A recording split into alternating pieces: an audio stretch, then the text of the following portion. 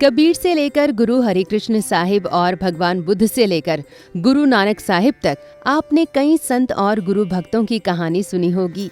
इन्हीं गुरु भक्तों में शेख फरीद भी शामिल हैं, जो एक मुस्लिम संत थे और बचपन में इन्होंने अल्लाह की भक्ति की बजाय गुरु की खोज को लेकर अपना घर और परिवार त्याग दिया। दरअसल जप तप और साधना के माध्यम से अपने गुरु की खोज करने वाले बाबा फरीद का कहना है कि हे कव्वे, मरने के बाद हर जगह का मांस खाना, लेकिन आँखों को छोड़ देना, क्योंकि मौत के बाद भी एक सच्चे भक्त की आँखों में उसके गुरु से मिलन की आस रहती है। इस दोहे के माध्यम से समाज में गुरु भक्ति के प्रेम को जगाने वाले शेख फरीद के बारे में तो आपने कई सारी कहानियाँ सुनी होंगी, लेकिन क्या आप जानते हैं कि बाबा फरीद को एक स्त्री के जरिए उनके गुरु का सानिध्य प्राप्त हुआ था।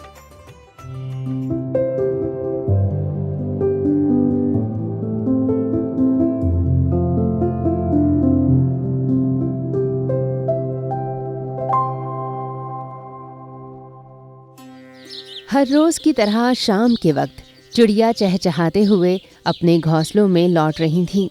पूरे वातावरण में खुशी का माहौल था, लेकिन इस खुशनुमा माहौल में एक शख्स ऐसा था जो निराश मन से बैठा था। वो इंसान कोई और नहीं बल्कि शेख फरीद थे, जो गहरी सोच में एक कुएं के टीले पर बैठे थे। इसी बीच चिड़ियों का एक झुंड बार बार उनके ऊपर से उड़ रहा था और अपने घोंसले की तरफ जा रहा था। फरीद को ये बात नागवार गुजरी। उन्हें लगा कि ये पक्षी हमारा मजाक उड़ा रहे हैं।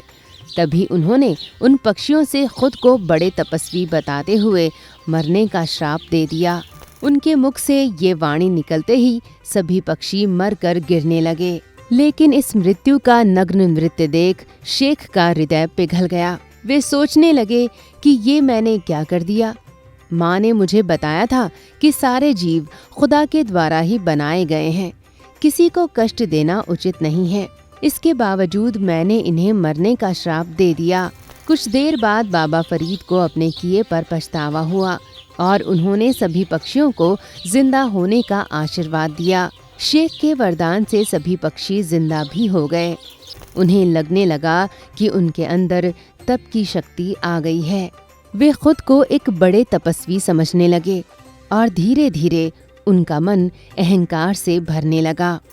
समय जैसे जैसे बीतता गया, बाबा फरीद अशांत रहने लगे। शायद उनकी तपस्या उन पर विपरीत प्रभाव डालने लगी, क्योंकि वे घमंडी हो गए थे। अंततः उन्होंने अपने सद्गुरु की खोज करनी शुरू कर दी। एक दिन शेख यात्रा में थे और सोच रहे थे, क्या मुझे सच्चे रहबर यानी मार्गदर्शक के दर्शन नहीं होंगे? इन्हीं बातों को सोचते सोचते उन्हें जोर से प्यास लगी। वे कुएं के पास पहुँचे, जहाँ एक लड़की पानी निकालती और जमीन पर गिरा देती। इसे देख फरीद ने कहा कि बहन, मैं प्यासा हूँ, क्या मुझे पानी पिला सकती हो? तभी लड़की ने पानी पिलाने की बात कही। हालांकि वो फिर से अपने घड़े में पानी भरती और उसे नीचे गिरा देती। इसे देख फरीद ने एक बार फिर से उसे याद दिलाते हुए पानी पिलाने की बात कही। लड़की ने फिर से हाँ कहा, लेकिन पानी को जमीन पर गिराने लगी। ऐसा देख शेख उस लड़की से गुस्सा हो गए और क्रोध में उन्होंने कहा, हे लड़की, तुम्हें सुनाई नहीं दे रहा? मैं प्यासा हूँ और तुमसे पानी मांग रहा हूँ, लेकिन तुम पानी को जमीन पर गिराए जा रही हो। मैं कोई भिखमंगा नहीं हूँ, बल्कि एक तपस्वी फकीर हूँ।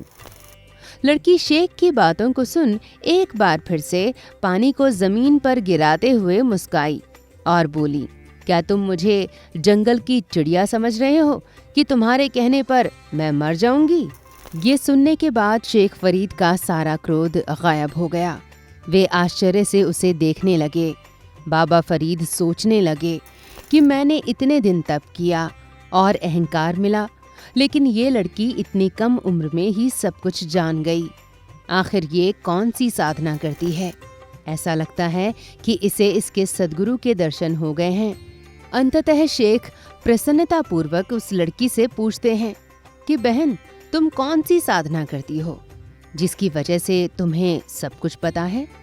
लड़की नम्रता पूर्वक बोली, हे फकीर, पहले तुम पानी पी लो, फिर मैं तुम्हारे अंदर की सारी प्यास को शांत करूंगी।